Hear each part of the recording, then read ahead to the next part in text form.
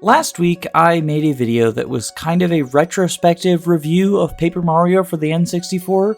Weird as it is to say that I'm reviewing a decades-old game, I guess I'm reviewing another decades-old game because I want to take a look at the sequel, The Thousand Year Door. It's a game that is frequently hailed as close to perfection, as a fundamental improvement over the original Paper Mario, and as the peak of Mario RPGs and potentially RPGs in general. And I'll be honest, I would agree with at least some of those statements.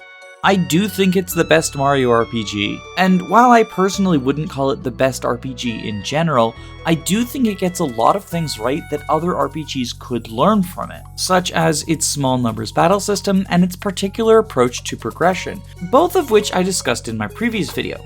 So for the sake of not repeating myself too much, I am going to assume that anyone watching this video has also watched the Paper Mario 64 video, and if you haven't, it is linked below. I would definitely encourage you to check that video out before watching this one, especially if you're confused by anything I say in this.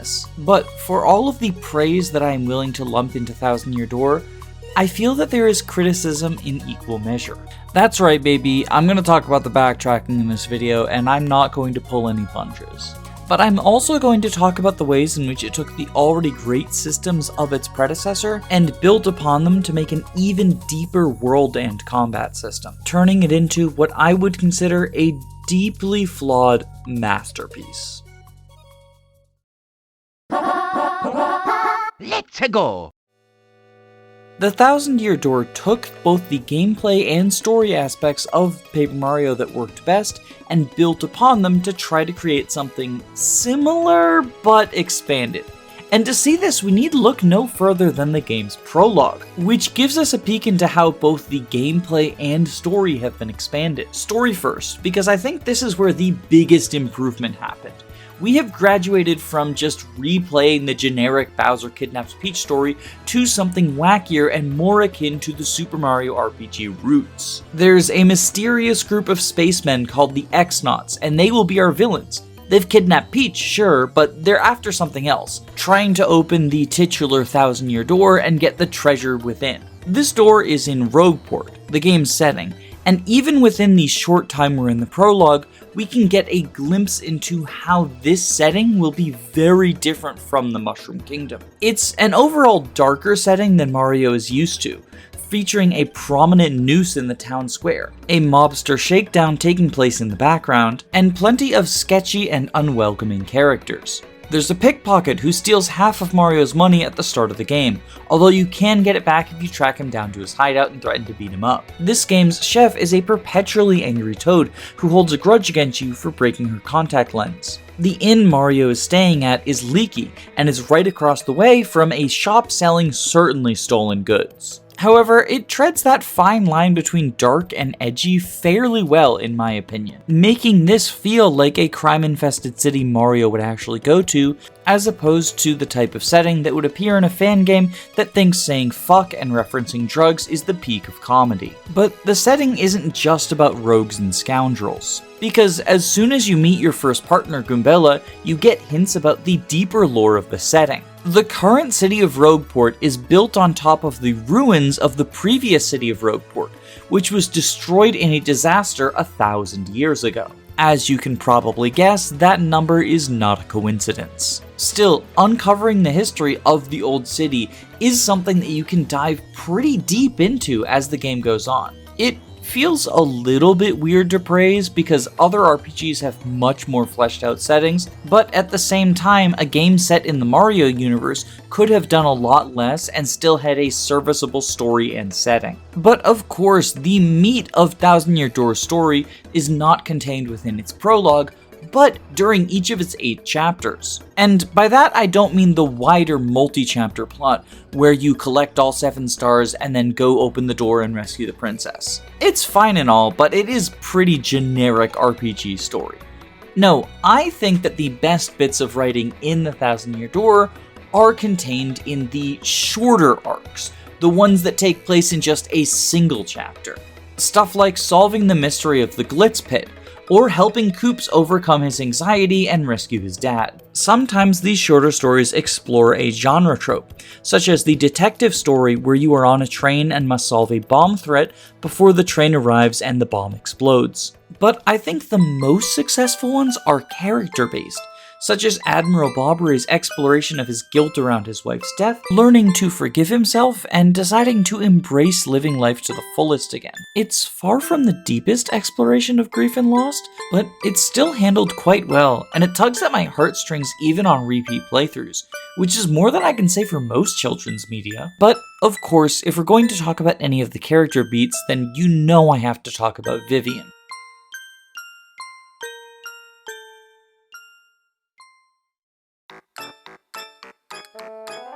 Vivian is a fan-favorite character, and it's not hard to see why. She's incredibly charming, she has a really cool design as a ghostly spirit, and I also think it's really cool when someone who was previously an enemy sees the error of their ways and joins the good guys. So, as Paper Mario's Zuko archetype, Vivian of course has a very big fan base, myself included. She begins as one of the Shadow Sirens, a trio of recurring antagonists who Mario confronts both in and out of battle on a couple of occasions throughout the story. However, even from the beginning, we can see that she's mistreated by her sisters. Beldum, the leader of the group, uses Vivian as her personal punching bag. For example, in Chapter 2, Beldum loses a portrait of Mario that they need, and she gaslights Vivian into thinking that Vivian did it, then steals a necklace from Vivian as punishment for something that Vivian didn't even do. This pattern repeats itself in Chapter 4, when Beldum loses an atomic bomb. Yeah, there's an atomic bomb just casually in Paper Mario, don't worry about it. Beldum seems to revel in punishing her younger sister, coming up with convoluted reasons for doing so, in a depiction of familial abuse that is shockingly realistic and hits pretty close to home for me personally. But a semi-obscure Nintendo fact is that in some of the non-English versions of Paper Mario, Vivian is heavily implied to be transgender. It feels kind of weird to call that a semi-obscure fact, because it feels like it's on the same level as, did you know Super Mario 2 USA is actually a reskin of Doki Doki Literature Club? But there are probably some people who are hearing this for the first time, so I'll go over it. In the original Japanese script, both Goombella and Koops are surprised to see Vivian described as one of the Shadow Sisters. And if you use the tattle command on Vivian when she's an enemy, Goombella will refer to her as a boy who thinks that she is a girl. Definitely not the most PC way to refer to her, but it does imply that there is at least some gender stuff going on there. Potentially Vivian being trans, potentially Vivian being a man who is cross-dressing. There are several reasons that I and many others lean towards the trans interpretation of this, however. First is that Vivian always refers to herself with she/her pronouns, and I think it's generally best to trust someone when they tell you their gender identity. While Vivian is not a real person, and therefore you can't offend her by not believing her, I think that this principle also applies to fictional characters, not in terms of like being kind to them, but just if we're trying to figure out what their gender situation is. But there are also aspects of Vivian's story that really tie strongly to themes of transgenderism. Chapter 4, For Pigs the Bell Tolls, is the chapter where Vivian joins Mario. The main story of said chapter involves Mario getting his identity, and specifically his name, stolen. This lack of a name actually leaves him stranded due to the weird mechanics around the pipe to and from Twilight Town. Additionally, discovering the villain's name and regaining Mario's name allows him to get the power to defeat the main villain Dooplis.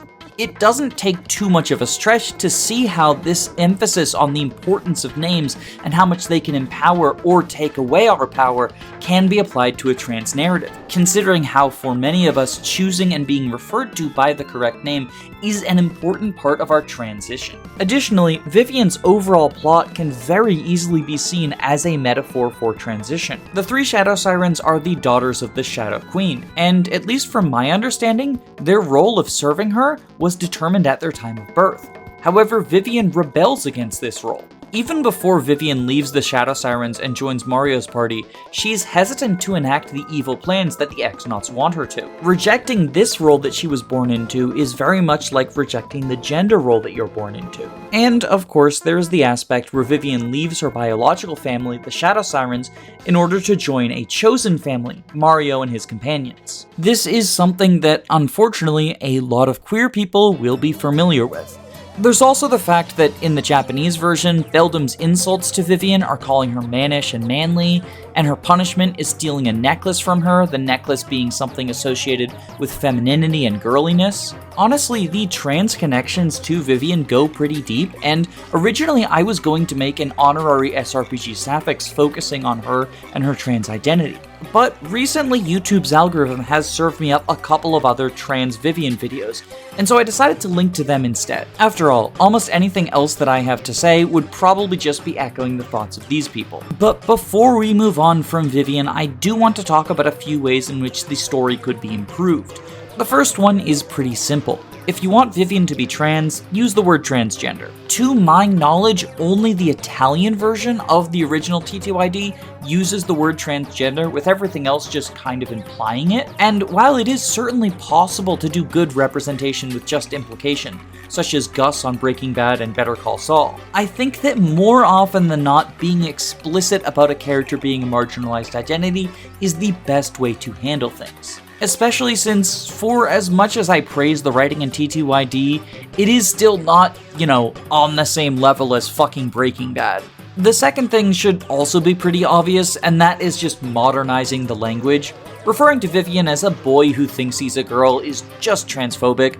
I understand that it was a symptom of the time, and I don't necessarily feel the need to judge the game super harshly for it, but I also don't think that we need to keep outdated transphobia in a more modernized rewrite. Recent screenshots have implied that the trans Vivian content is being restored in the TTYD remake, which is exciting, but I hope that they revisit and rewrite portions of the script to be a little bit more sensitive than they were back in 2006. Lastly, I do want to touch upon Vivian's ending because it kind of sits wrong with me. In the epilogue, Vivian goes back to join up with the Shadow Sirens, because even though they've done all these horrible things, including abuse specifically to her, they are family after all, and you do have to stick around with family. As someone who comes from an abusive family, believe me, I understand that abuse victims can have complicated relationships with their abusive family members. But I do think the way in which this is handled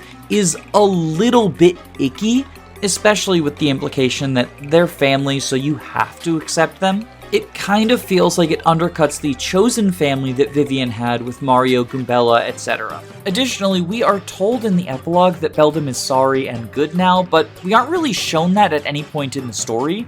Like, even up into the final boss, Beldam is not repentant for the way that she treats Vivian, and will continue to hurl insults at her. I definitely think it's possible for them to write a story where the abuser is capable of some sort of redemption, but it requires more nuance than TTYD currently has. It's also probably a little bit dark for a children's game, but the game does cover gaslighting and abuse, so it's already going into dark territory. As a side note, Nintendo actually seems to have a really bad habit of doing this particular fumble when it comes to abusive family members.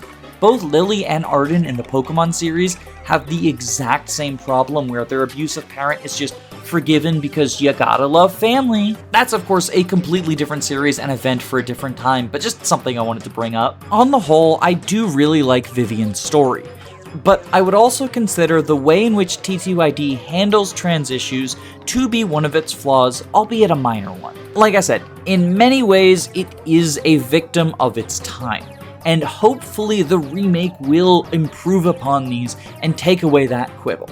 But enough complaining, because I do want to talk about something that I genuinely think was a huge improvement, and that is the battle system. Let's go! Initially, the battle system in Thousand Year Door is very similar to that in Paper Mario 64. Although thankfully, in TTYD you start with action commands, so no more miserable slogging through prologue with no action commands and generally no choices to be made. Like seriously, I love Paper Mario 64, but its prologue is one of the worst introductions in video game history, and I do not blame anyone for quitting before you get to the end of it. But aside from this, the system seems fairly familiar. That being said, as you get further into the prologue, it becomes apparent that there are 3 major changes from 64 to TTYD. That being the way that partners function, the addition of super guards, and the addition of the audience, which has a bunch of complications. I'll start with supercards because while they are the most contentious, they're also the easiest to explain. Basically, action commands now have two different types of guards. A regular guard lets you press A to reduce your damage by 1. A super guard lets you press B to reduce your damage down to 0 and potentially retaliate damage if the attack makes contact. Super guards are clearly much more powerful than regular guards, so what's the catch?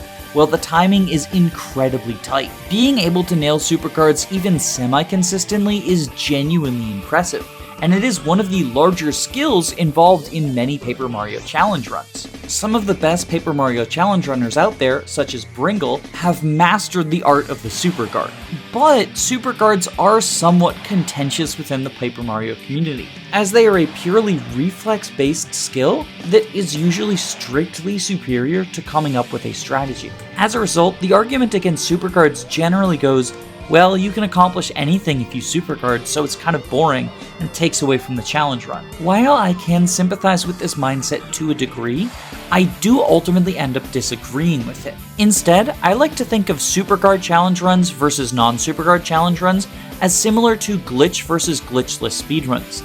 They are both impressive, but in very different ways. Using supercards in a challenge run requires not only immense game knowledge for enemies' tells and timings, but also consistent accuracy in your superguard timing.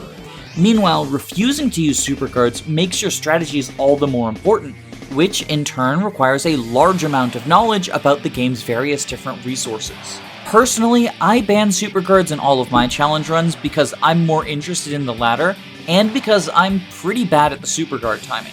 Heck, sometimes I struggle with the regular guard timing. I'm just not super great at the action commands, okay? I guess my overall point is whether or not you enjoy using superguards, that is still a valid way to play the game. And I do think the addition of them is a genuine improvement, because after all, if you don't want to use them, you can just choose not to use them. It's always nice to have additional options. Speaking of additional options, let's talk about the audience. In Paper Mario 64, your special meter was just something that filled up over time. You could take a turn off to focus and refill it, but that generally wasn't advisable. In TTYD, your special meter is tied to the audience. The more the audience likes what you're doing, the more special you restore every turn. So, for example, nailing action commands will cause your audience to give you more special. In addition to the standard action commands, every move in the game has a stylish variant, where you can press the A button at the correct timing to add a little bit of pizzazz to your action command. For example, when hammering, Mario will do a bunch of backflips if you press A at the correct times. Koops will flip on his shell and spin around on his back, Goombella does a little wink flip, etc, etc. The larger your audience is, the more that succeeding on action commands and doing stylish moves will improve your special meter. However, it is also possible for you to do things that upset the audience and cause people to leave. Failing action commands, running away from battle, spending a long time without making any progress in the battle, all of these things make the audience bored and they will leave. After all, the battle is being presented as a stage play, and if nothing exciting has happened, why are you sitting around at the stage play? What is this, waiting for Godot? Leveling up also increases your max audience size, meaning that as you level up, your ability to use the special attacks gets better. And this is good, because specials in this game are not only more powerful than in Paper Mario 64, but they're also much more expensive. Most of Paper Mario 64 specials cost between 1 and 3 star points, but in TTYD they cost between 1 and 6. This means that if you want to consistently fire off the most powerful attacks like Art Attack and Power Lift, you do need to be constantly regaining special. But by properly manipulating your audience, it becomes easier to stay on top of your special meter. Now, your audience size has a lot of complicated behind the scenes mechanics that I don't really have time to get into, but I do think overall, the audience and the way that it interacts with special is a good addition to TTYD. However, the audience does more than simply interact with special, and this is where we run into another one of our flaws, because I think that the audience and the stage play setting itself adds an unnecessary amount of variance and frustration to even just generic fights, but especially boss fights. So your audience is made up of a bunch of different characters who have random chances of doing specific things depending on what type of character they are. For example, Toads have a random chance of throwing a mushroom at you, which can be increased or decreased based on things that you do in the battle. It's really complicated behind the scenes. It seems random. It is less random than it seems, but to the average player, it will be random, so just stick with me on this. Some of the things that these audience members can do are pretty swingy. For example, Shy Guys will often jump on stage and mess with different props. This can result in things like buckets falling and dealing 1 point of damage, or making Mario dizzy and raising the chance that his attacks miss, or worst of all, covering the stage in fog and reducing all attacks' accuracy like that one fucking route in Gen 4 of Pokemon. Boos have a random chance to make someone in the battle invincible for 2 turns. Sometimes it'll be Mario or his partner, and sometimes it'll be one of the enemies. Thankfully, most bosses are immune to the invisibility effect from Boos, but it's really annoying when it happens even to just generic enemies. Basically, the stage hazards add a bunch of unnecessary RNG, which is frustrating, and while you can manipulate it to a small extent if you know what's going on behind the scenes, a large amount of it is just really outside of your control. But I mentioned a few sentences ago that Boos could make Mario or his partners invincible, which might have perked the ears of people who watched my Paper Mario 64 review, because in that game, partners didn't really have HP pools. I described them as more like animal companions than full-on party members, so making them invincible would be a little bit weird. But in TTYD, well, partners have been overhauled to a pretty significant degree, so let's talk about that.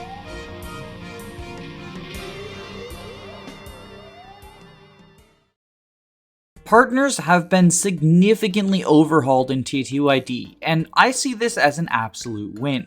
When talking about 64's partners, I said that they didn't really feel like party members, due to the fact that they lack HP pools, and aside from being aesthetically different, their attacks were basically identical, just trading some amount of FP for some amount of damage. The two who stand out amongst the pack are Lady Bo, who has a special ability that can make Mario invincible for a turn, and Watt, who pierces enemy defenses. Honorable mention also goes to Sushi because she has the most efficient AoE attack, but it's generally not a super necessary one, TBH. This was changed in the sequel, and I think for the better.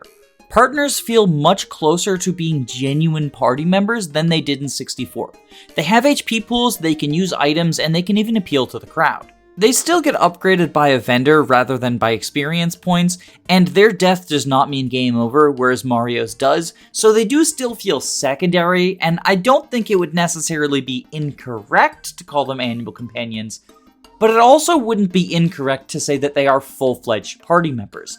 The 1000-Year Door cuts down on the number of partners you have, but makes every single one of them feel unique, and not just aesthetically, but mechanically as well. Goombella is your first partner, and she's probably the most basic, with her skill set mostly focusing on utility. Her basic attack is Head Bonk, which is functionally just identical to Mario's jump, but Tattle allows you to get more information on the enemies, and more importantly, get a lot of audience appeal. For some reason, the crowd goes crazy when you tattle, and the stylish is really easy to nail as well. Just spam A, you'll get it, trust me.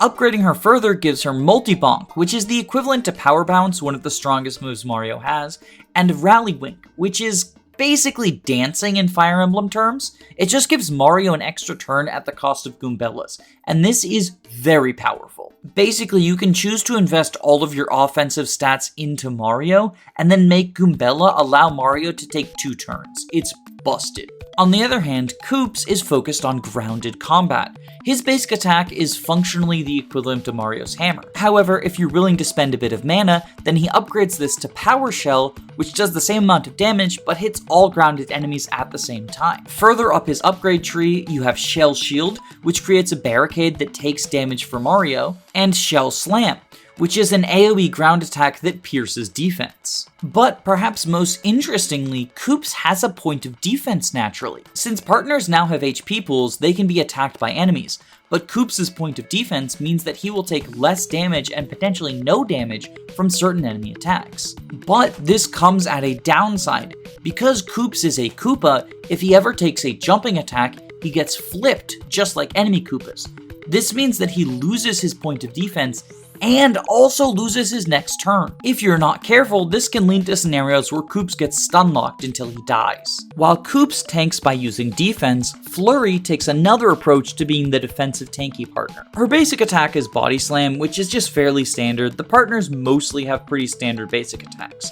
However, her upgraded attacks are where she shines. Gale Force is basically a one-hit KO move that hits everyone on the field and actually has a really high chance of succeeding, at least against flying enemies. Dodgy Fog can improve Mario's Avoid if you want to do funny dodge tank things, but the real star of the show is Lip Lock, which is a life drain ability that allows her to functionally Nosferatu tank. For this reason, Flurry is commonly regarded as the tankiest partner.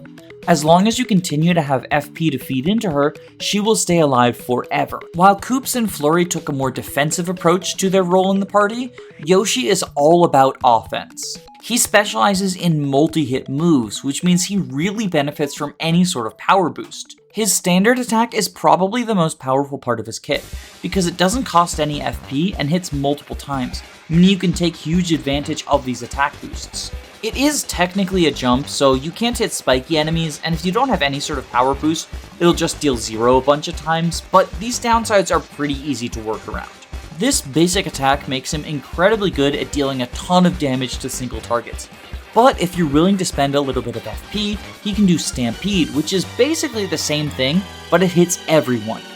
In the description, it says that it only hits grounded foes, but due to what I assume is a glitch, it actually hits everyone, whether they're in the air or on the ceiling or on the ground. While Ground Pound and Stampede are definitely the main selling points, his other moves are not too shabby either.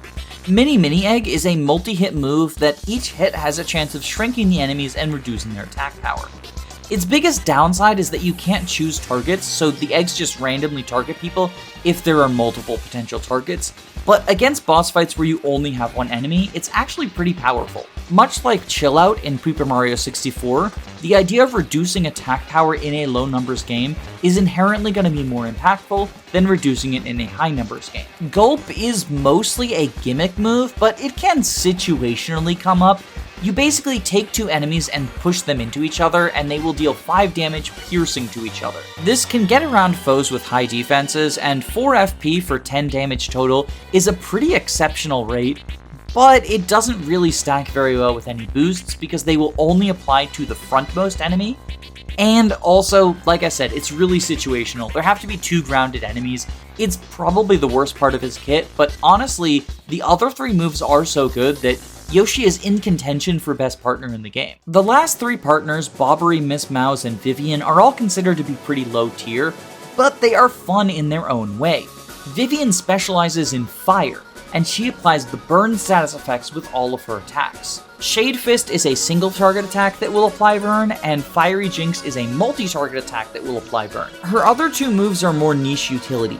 Veil allows Mario and Vivian to be invincible for a turn, but it's been severely nerfed, and therefore requires both Mario and Vivian to take a turn off afterwards. So it's usually not useful. The idea is dodging really powerful attacks, but it generally makes more sense to just kill them before they can take off very powerful attacks. Infatuate is incredibly funny, but generally not useful. It basically has a chance of confusing all enemies, and if enemies are confused, they have a chance of attacking each other. It's top tier meme material, but if you're trying to devise a serious strategy, you can do better. That being said, T2ID is still a very easy game, so if you want to do a fun meme strategy, do a fun meme strategy. You haven't lived until you've seen high-level enemies all attack each other and kill each other, okay? Bobbery is another defensive partner, but he focuses on his high HP total instead of defense or life drain. This is usually less effective, but it's still pretty fun. His standard attack is Bomb, and there's nothing really special about it, it's just a standard attack. Bomb Squad is kind of like Future Sight in Pokemon, where you lay down a couple of things to explode a turn later. It's generally not worth the amount of FP you deal for the damage that you deal, but you can use it to exploit a bug and skip phase 2 of the final boss, which is generally seen as pretty useful, although not really great in any other scenario. Hold Fast makes Bobbery deal damage to foes that directly contact him. This is supposed to go in hand with his high HP total and tank strategy, but generally it's pretty weak in my opinion. And Bomb Blast is an AoE attack that deals 8 damage to all enemies. but it costs 9 FP, which is a pretty expensive price. Overall, Bobbery feels the closest to the old Paper Mario 64 model of just trade FP for damage, but there's still a few neat things about him, most notably Hold Fast. It's not very strong, but it is neat. And speaking of not being strong but being neat, Miss Mowz is the ultimate utility partner. She only has one damaging attack, her basic attack Slap, which does pierce defense usefully enough, but her other powers are a variety of utility moves. Kiss Thief allows her to steal items from enemies. This can be useful if there's a particularly nice item you want to get your hands on, and you can also farm specific badges to stack their effects. This is often used for Avoid Tank Mario, stealing a bunch of high avoid badges and then equipping them all and just dodge tanking your way through the endgame. Her other two abilities, Smooch and Tease, are, I'll be honest, kind of pathetic. Tease gives enemies the Dizzy status, which is just worse than Infatuated. It gives them a chance to miss, but it's funnier to have them fight each other. And also stronger, even though I don't really think Infatuate is all that strong. Smooch is pathetic. You trade 10 FP for 10 HP. This is a horrible exchange rate. For context, 10 HP is what you get from a Super Shroom, an extremely cheap early game healing item. 10 FP is more than it costs for Bobbery's Bob-omb Blast, which I consider to be overpriced, but it is powerful and fun. Smooch is just really sad. Honestly, if there is one thing that TTYD's remake changes about the partners, I hope that they buff Miss Mowz. Maybe replace Smooch with something else, and also Tease, why not? I don't even necessarily need her to be good, I just want her to be fun to use. Like, Kiss Thief is incredibly fun, but it's part of her base kit. It makes upgrading Miss Mowz feel kinda pointless. Anyway, all of that is to say, I really like the changes to partners in TTYD. They're definitely not balanced. Yoshi and Goombella in particular are incredibly overpowered, especially because badges like the Power Rush and Mega Rush can now be applied to your partners, with the Power Rush P and Mega Rush P variants. In fact, many of the badges that were used to alter Mario's traits can be used to alter your partner's traits, if you find the partner variant. This means that multi-hit attacks like Multi-Bonk and Yoshi's Ground Pound, as well as AoE attacks like Power Shell, can be buffed pretty significantly if you decide to do a specific build with your partners. I think that increased level of flexibility is nice. It allows for a lot more player expression and creativity with wacky strategies. Now, TTYD isn't a balanced game, not even close, and this extends to the partners. Some of the more broken things you can do in the game, in fact, revolve around abusing specific badges and partner attacks to deal way more damage than the devs intended you to. And this was also the case in Paper Mario 64. But honestly, I don't think it's a flaw. Part of it is because a lot of the powerful strategies are pretty counterintuitive and aren't likely to be discovered by a casual player on a first playthrough. And part of it is because you can always choose not to use those powerful strategies. This is similar to what I say when talking about Fire Emblem games, actually. The difficulty is such that you can use what strategies you want and you'll be able to get across the finish line with relatively little difficulty. In fact, I think the combination of extremely broken strategies as well as the wide variety of relatively weaker ones is part of what inspires people to do so many challenge runs in this game. Because there is a seemingly endless variety of options, you can give yourself more restrictions and still find creative ways to get out of the puzzle that you've put yourself into. It's part of why I replay T2ID so much, both in a challenge run and non-challenge run context. Each game you can approach things differently. This time I want to focus on upgrading Vivian. This time I want to focus on stealing things and doing avoid tank boosts. This time I want to do something silly like items only. And they're all viable. But doing repeat playthroughs can draw extra attention to one of the game's most common criticisms. So let's talk about backtracking.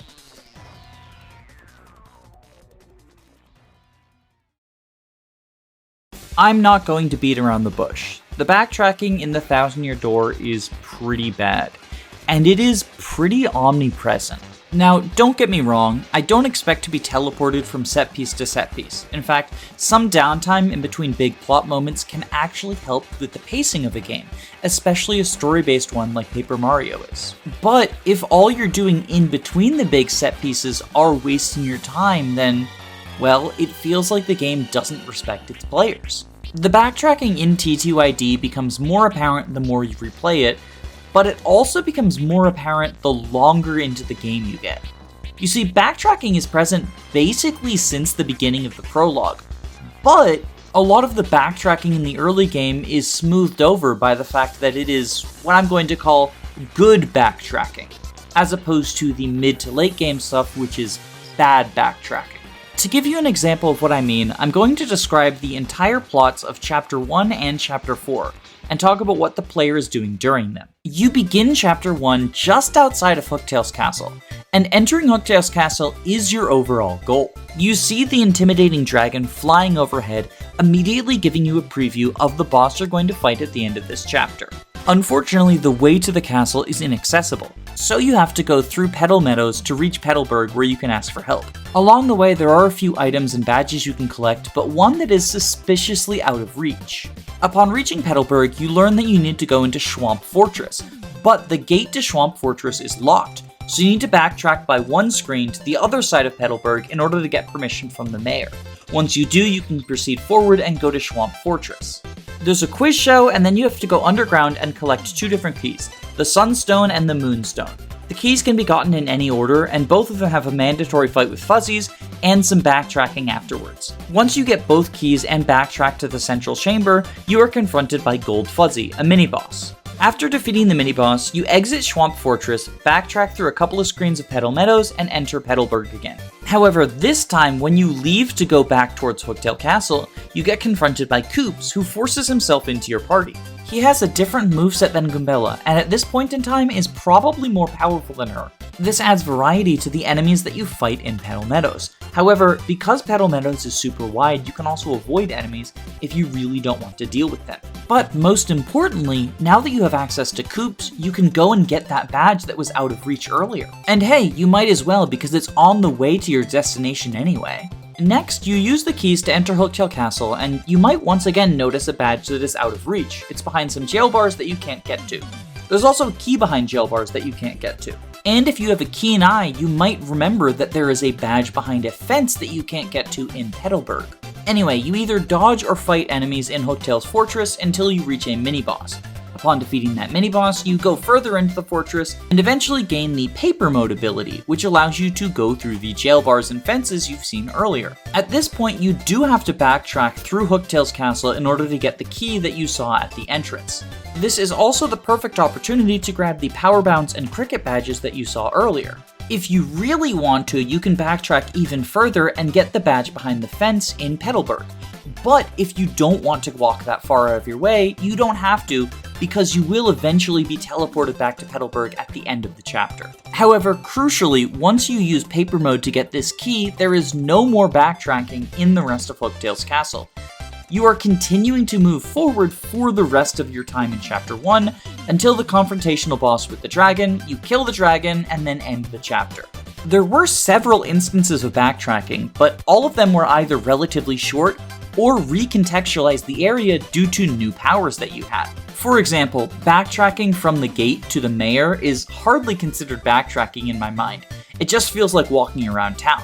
On the other hand, I do think it is pretty distinctly backtracking that you have to walk all the way back to where you entered Chapter 1, but the fact that you now have access to Koops and can get some new items recontextualizes that both from a combat perspective and an exploration perspective. In a similar vein, Paper Mode giving you access to some secrets that you couldn't get earlier makes it so that backtracking in Hooktail's fortress feels less tedious. But perhaps the most crucial detail of all is there is plenty of space to navigate in order to avoid enemies if you don't want to fight the same people over and over again. On the other hand, here is the plot of Chapter 4. Because you have access to plenty of shine sprites at this point, I'm going to assume that one or two of your favorite partners are already leveled up. So, you arrive in Twilight Town and learn that people are being turned into pigs. You need to go confront the evil guy in the mansion. So you go to the gate of town and find that, hey, it's locked again. So you gotta go walk backwards and see the mayor. This is actually just the same setup from Petalburg again, which is a little bit grating. I didn't have a problem with it when it was used once, but if you're going to make me walk across town multiple times, at least come up with a different reason for it. Anyway, when you go see the mayor, he gets turned into a pig. So you have to walk all the way back to the gate, and hopefully the gatekeeper gets turned into a pig. The trigger's a little bit inconsistent, but eventually he will get turned into a pig, and then you can leave town. However, you can't make it very far out of town, because there's a fallen tree blocking your path. At least you can grab a key to the storehouse, so go back to town, give the key to the shopkeeper, and she will open the storehouse, and there's a chest inside that gives you a new power to roll under the trees. The key to the chest is just outside of town, so it's possible that you picked it up on your trip to get the storehouse key. I'm going to be generous and assume that you did that, but just bear in mind that it's possible that there is even more backtracking right at the start of the chapter on top of what I've already described. Once you finally get tube mode, you can leave town and go underneath the fallen tree. From here, you take 3 incredibly narrow paths with very difficult to avoid enemies in order to reach the creepy steeple. I do want to take a moment and pause on the enemies because they are some of the most obnoxious enemies in TTYD. You have a combination of Amazy Daisies, who have the ability to put you to sleep and potentially stunlock you to death, and Hyperclefs, who have a huge amount of defense and can charge up and deal tons of damage. Both of these enemies are individually frustrating to deal with and require different strategies, but oftentimes they will show up together. Oh, and if you get a golden Amazy Daisy, you're kinda just fucked if it doesn't run away. But yeah, Crazy Daisies and Hyperclefs, not a fun combination. And the narrow paths make it really difficult to avoid them, so you're often just going to be running away or dealing with frustrating fights. Once you get through Twilight Trail, you enter Creepy Steeple. There's a boo who won't let you in any of the doors, so you have to go down to the basement and release all of the other boos. Then you backtrack up to the main hall and tell the boo that you'll be kind to him. This will let you go through the various side doors. One of the side doors has a key in it, the other one has a locked door where you can go to confront the boss.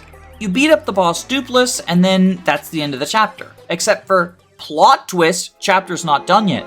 It turns out Dooplis stole Mario's identity. I talked about this earlier. So now Mario is alone with no party members, and you need to walk all the way back to town. So this means backtracking all the way through the creepy steeple, and then backtracking all the way through Twilight Trail with really difficult to avoid enemies who are incredibly threatening even when you have partners.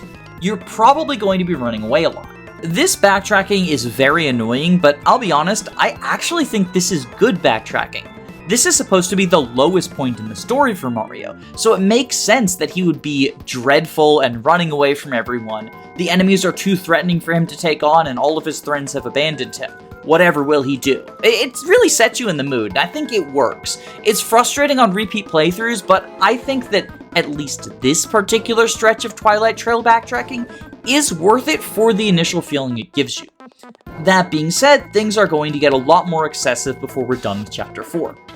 When you get to town, you get confronted by Dooplis, who informs you that you need to learn his name in order to take him down. It's like Rumpelstiltskin. Like, he's just Mario Rumpelstiltskin, okay?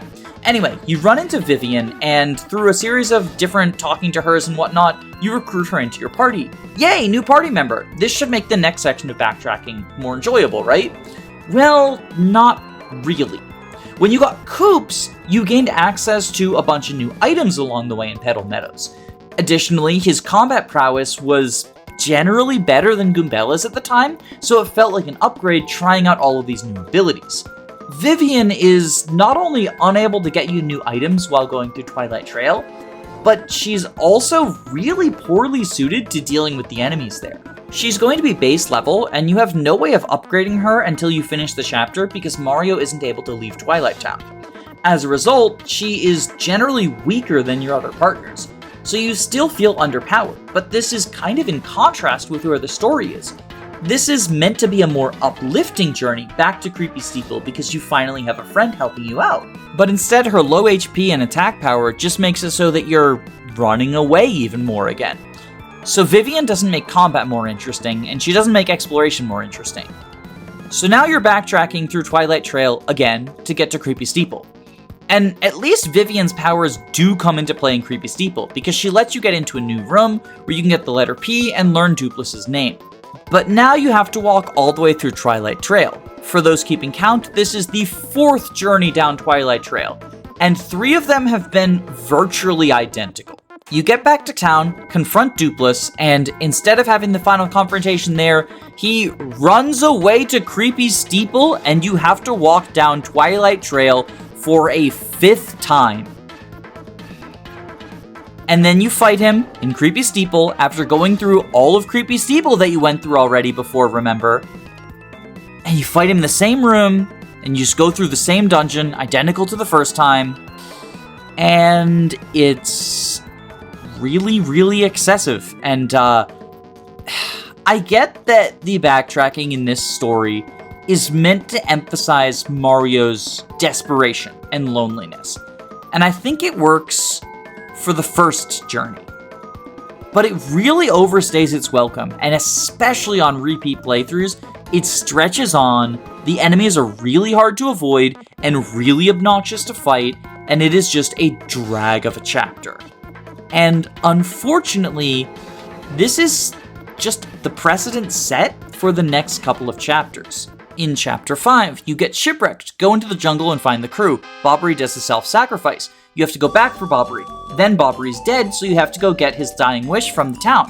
Then you go back from the town to Bobbery, give him his dying wish, and suddenly he's cured. So you have to go back to the town and tell everyone that he's cured. But then you have to take the captain back to where Bobbery died so that you can use the captain's gem to open Pirate's Grotto. And all the while, you're dealing with really obnoxious platforming on each journey back and forth through the jungle.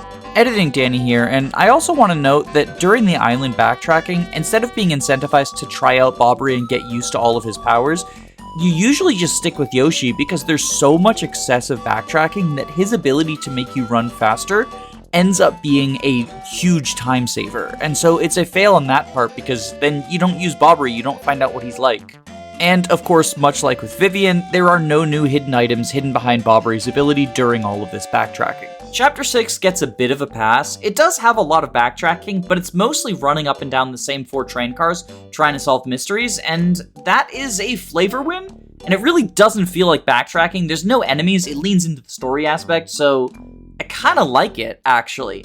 But then you get to Chapter 7 with some of the most excessive backtracking I have seen. In order to track down Admiral White, you have to go to every single location that you have ever been to and find out that you just barely missed him before going back to the location you started from, and he falls asleep, and so you have to jump on him like 20 times in a row, and it takes forever. You just have to hit A, and then A, and then A, and then A, all while the game laughs at you waiting around and constantly gives you messages, he's still asleep, he's still asleep, he's still asleep, he's still asleep, he finally woke up.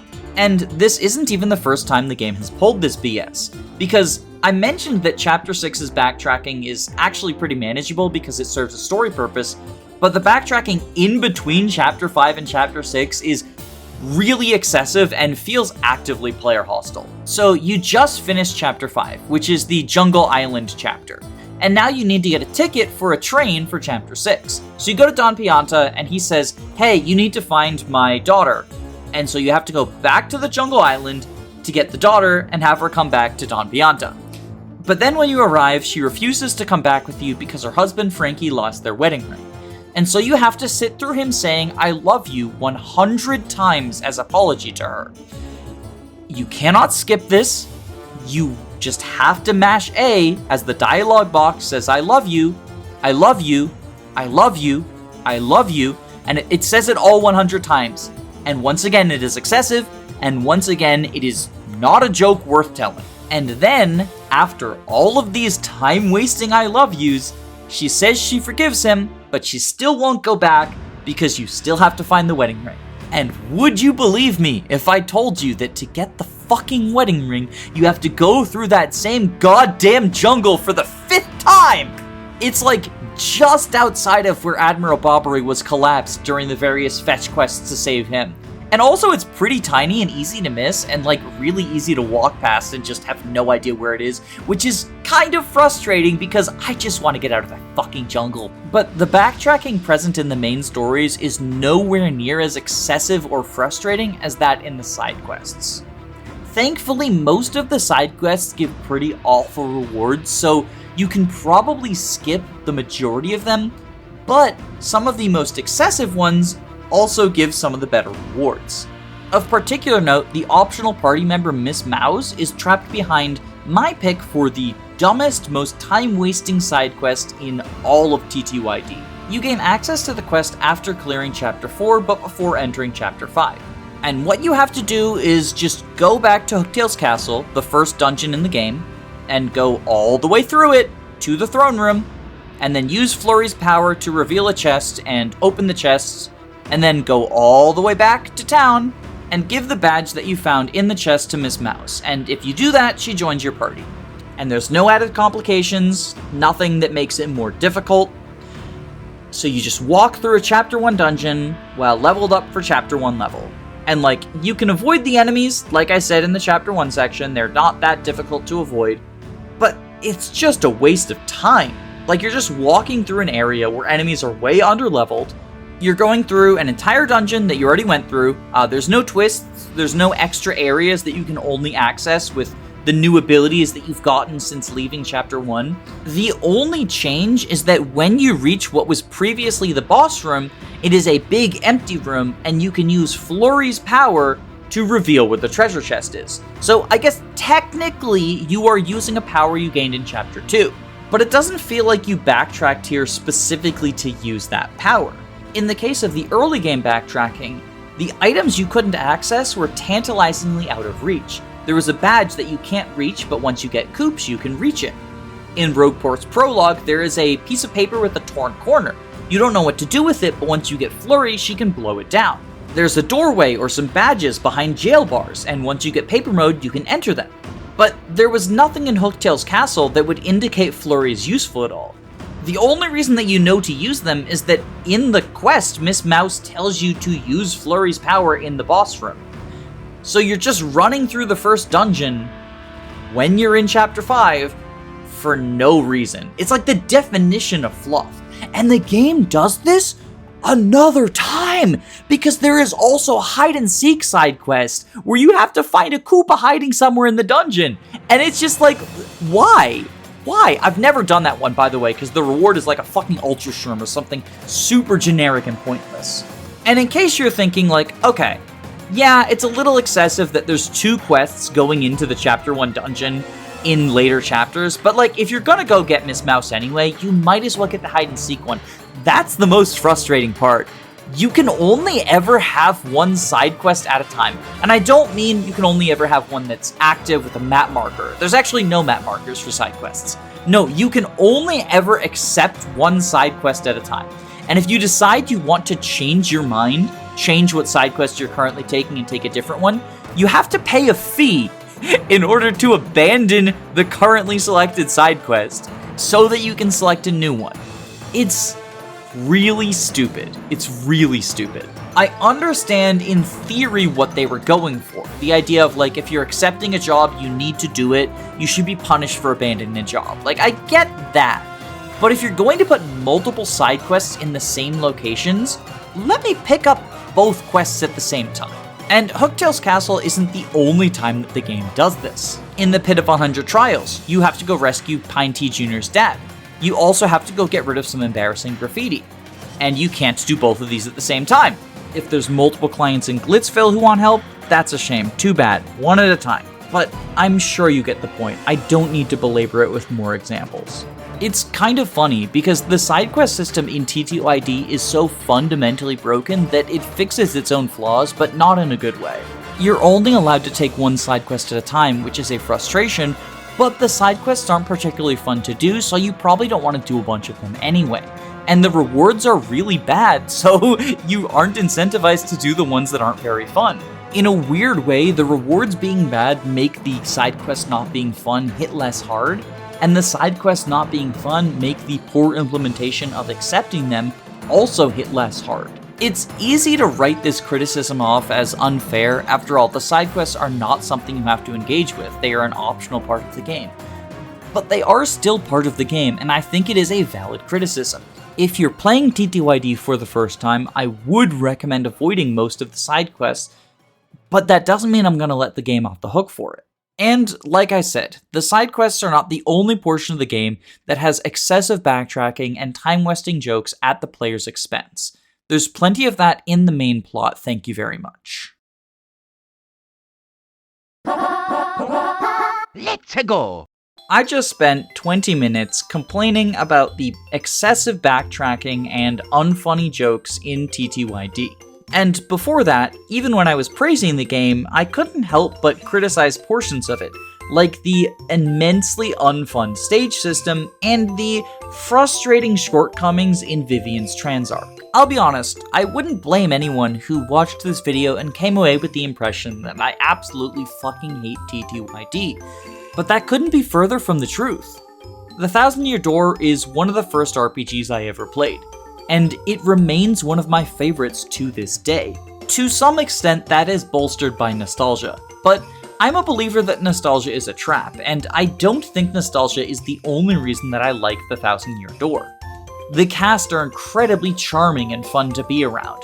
The story is both goofy and serious in equal measure, and yet somehow it manages to do this without the tonal whiplash that you would expect. The fundamental battle system of 64 was tweaked and improved in almost every conceivable way. With the exception of the frustrating randomness of stages, I like all of the other added features, including bingos, which do have a degree of randomness, but are not super impactful, so I didn't even think about mentioning them. Also, FYI, they're not as random as you might think. You can actually time the third bingo slot. TTYD offers a degree of customization that Paper Mario 64 simply lacks.